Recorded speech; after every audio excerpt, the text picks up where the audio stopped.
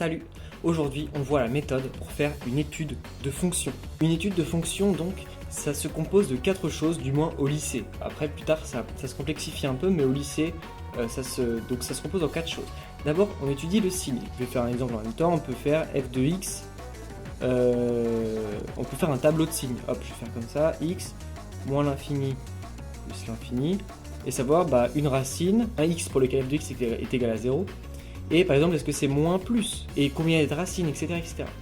Les variations, ici, savoir est-ce qu'elle est croissante puis décroissante, est-ce qu'elle est décroissante puis croissante, j'en sais rien. Étudier ça. La convexité, savoir si elle est concave, donc plutôt comme ça, ou convexe, plutôt comme ça. Ou alors les deux, est-ce qu'il y a des changements, est-ce qu'elle est plutôt concave puis convexe, ou convexe puis concave, par exemple. Et chercher sa limite. Est-ce qu'elle tend vers plus l'infini, moins l'infini, vers 0, vers un nombre n? Savoir. Il faut savoir, il faut le déterminer. Donc, les prochaines vidéos seront consacrées à des exemples avec des fonctions types, des fonctions de référence dont j'ai parlé dans les anciennes vidéos. Et puis, s'il y a des fonctions particulières, donc même un peu complexes, que vous voulez que j'analyse, donnez-les-moi en commentaire.